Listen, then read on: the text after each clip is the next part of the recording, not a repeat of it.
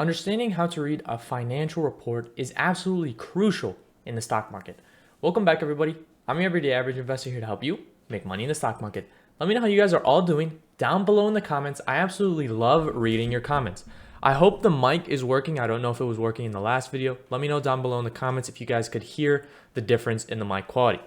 So in today's video, you guys should gain an excellent understanding on how to read financial reports, as well as how to choose the best stocks. So in yesterday's video, I said that it is absolutely crucial to understand how to view and read and see which ones are the best stocks. And this is exactly a way to do that.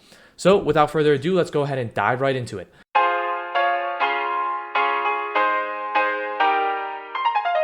So this is Seeking Alpha. It's a free platform. You guys just open it up, and whenever you type your stock symbol like I did up here, you will get a preview like this. So it'll tell you the summary, rating, financial reports, and stuff like that.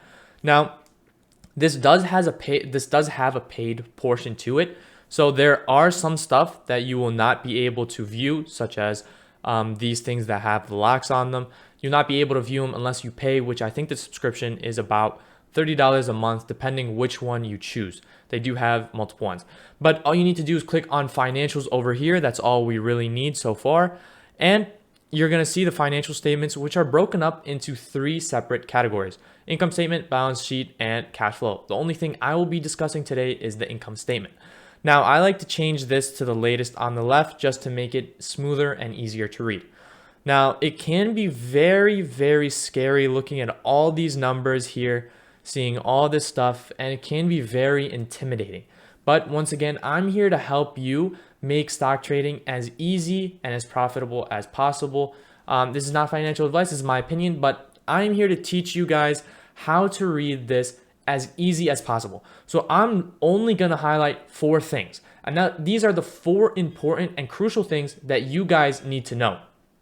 Okay, so the 4 things are going to be total revenue, gross profit, operating income, and net income.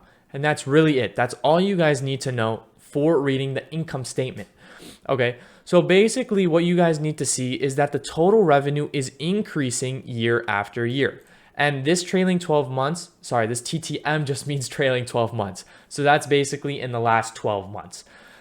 So the first signal that you need to see from a company is that it is increasing its revenue year after year. And as you can see, these are in millions of US dollars. That's why it might not seem like a lot, but this has increased. Google has increased its revenue year after year, as you can see. So that's excellent. That's the first check mark. Number 2 is gross profit also increased, because total revenue is just the total amount of money they got that year, right? But obviously you have cost of revenue, which is advertising, stuff like that. So that's where gross profit comes from. So you take the total revenue minus the cost of revenue, so like advertising, stuff like that, and you get the gross profit. So you just subtract this by the cost of revenue, you get the gross profit. So you also want to see the gross profit increase year after year, because what's the point of you increasing your total revenue, but it costs a lot more to do that? So you see gross profit increases year by year for Google. So that's excellent. That's the second check mark. So we go down now to operating income. So as you can see, everything you really need to know is highlighted in bold, making it very easy. So you want to see the operating income also increase year after year. And as you can see, that is excellent. So operating income is basically how much the company has taken in after they have paid all their operation expenses, such as manufacturing, employees, stuff like that. So once again, what's the point of the total revenue increasing if the operating income is increasing substantially high, causing the company to lose money? So obviously it is fine if the operating expenses increase, because that is normal. You expand the company, your expenses are going to expand, but you need to see the operating income expand year after year as well. So that's what we could see. The operating income has expanded year after year. And then this last one is the trailing 12 months. Once again, that's the last 12 months. So that's why it's a tiny bit lower. But the operating income has expanded year after year. Now we go all the way down here to the net income. And that's the last check mark that we have to check off. The net income. Is the net income increasing year after year? So we could see the net income is indeed increasing year after year. So that fulfills the last check marks, except obviously this outlier year, which, I mean, something must have happened in 2017 to not cause the growth of the company to excel.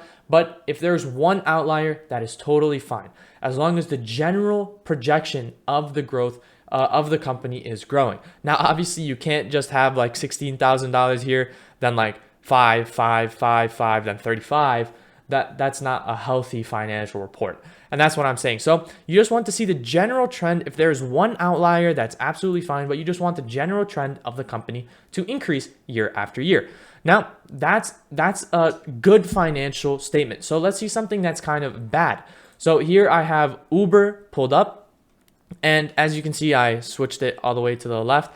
But what you could see is that, sure, the total revenue has been increasing year after year, but the gross profit, also the gross profit has been increasing year after year. But we come down to the operating income.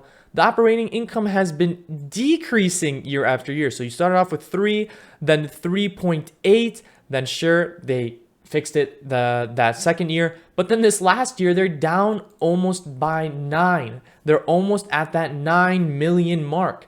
Now, that's what I'm saying. So they're decreasing their operating income. That's not healthy for a company, because that means that they're not getting in any money. So we go down to the net income. And as you can see, they're losing 370,000 or 370 million. My numbers are kind of rough because it's million. So I think this is 370 million. I think they're losing 8.5 billion. I'm not 100% if this is 8.5 million or 8.5 billion. Kind of rough with the math right now.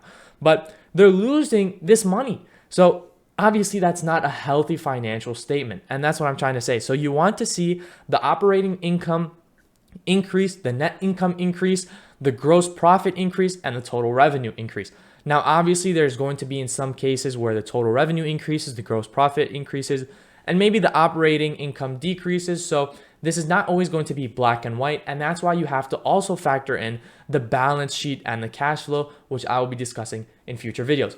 I hope you guys found this very educational and very helpful. Let me know if that was helpful down below in the comments. And if you guys want me to make any more future videos on income statements and how to read it specifically, very in depth. But once again, this is just so that you guys can get started on how to find the best companies. And I didn't want to bog you guys down with all the very technical type stuff. So make sure you guys hit that subscribe button. And I hope you guys enjoyed this video. And as always, guys, I'll see you all later.